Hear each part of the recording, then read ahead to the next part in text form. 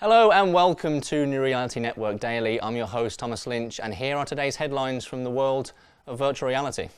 After a 2-week trial in Dallas, a jury has decided that Oculus is not guilty of stealing trade secrets in the trial of Facebook versus ZeniMax. Back in 2014, ZeniMax sued Facebook for $2 billion, claiming that the company stole trade secrets that led to the creation of the Oculus Rift, the virtual reality headset created by the subsidiary Oculus VR. Although Oculus was found not guilty, ZeniMax was awarded $500 million for the breach of an NDA and copyright infringement by Oculus co-founder and Rift creator Palmer Luckey. The case went to trial in January of this year, where key figures including Facebook co-founder Mark Zuckerberg took to the stand.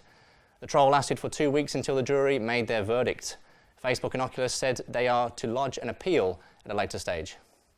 Meanwhile, electronics firm Samsung has something positive to celebrate despite the disastrous launch of the flagship device, the Galaxy Note 7.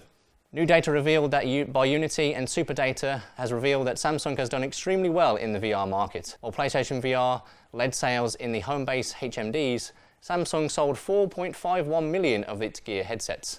The average playtime on mobile VR was around 7 minutes. On average, people would revisit mobile experiences 48 times a month. Samsung is expecting further growth in mobile-based VR headsets during 2017 and has revealed that over 10 million hours of VR-compatible videos have been viewed to date. In entertainment news, Pearl, a short film produced in virtual reality, has been nominated for an Oscar, a first for VR films. The film was directed by Patrick Osborne, who won an Academy Award in 2014 for the short film Feast.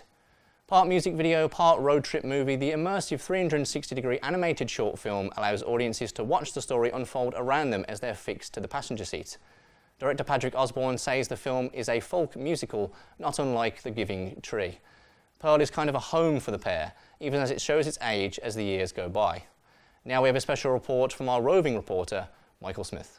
Thanks, Tom. I'm here in Birmingham, as you can see, and we've taken to the streets to ask the citizens of Birmingham about what they think about Pearl VR, the Oscar-nominated film that you mentioned in the programme earlier. So we're going to take to the streets, we're going to test this out and see what people think.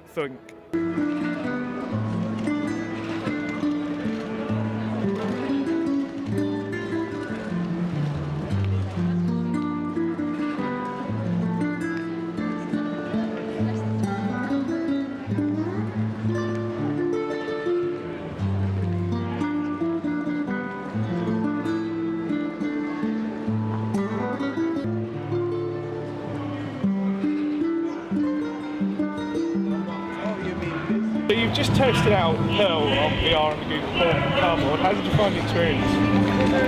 So you just tested out Pearl VR on Google Cardboard. How did you find the experience? It was different, never seen that before. Nice, really nice, yeah. Cool, pretty cool. So we've tested out Pearl VR, the short film that was nominated for an Oscar on the residents of Birmingham. As you can see here in the city centre, and it's generally received positively well. People wanting to see more of it. So we're hoping that Pearl VR gets the audience it deserves at the Oscars.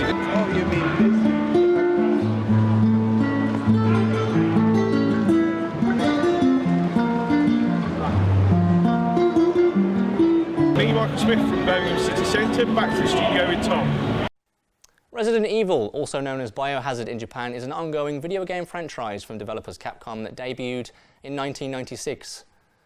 The latest entry into the series, Resident Evil 7, is a return to its original horror-based roots, but is also playable in VR.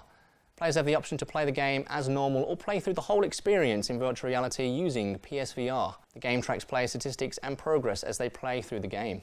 So far to date, gamers have achieved the following. 1,351,374 players have enabled in-game data transmission. 126,896 players are registered as VR users, which accounts for 9.39% of all players.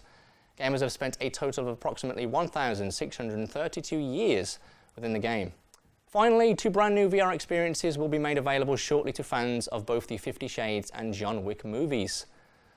The experience will launch in conjunction with their latest movie counterparts that release this month. The 50 Shades Darker experience lets people be a part of the Masquerade Ball, a scene from the upcoming movie that takes place in Christian Grey's mansion. You can also mingle with the masked crowd and visit different parts of the mansion. The experience, however, does not contain any of the explicit content that you would normally find within the franchise. The John Wick Chronicles differs in that it is a game that ties into the John Wick franchise. Co-developed by Starbreeze, the game takes place between the two films and puts you in the shoes of the titular assassin played by Keanu Reeves. You'll be able to mimic the movie by shooting your way through various bad guys and famous scenes. And that's all for this edition of New Reality Network Daily. Be sure to tune in regularly for the latest headlines and news stories from the virtual and augmented reality industry. I'm Thomas Lynch, and thank you for watching.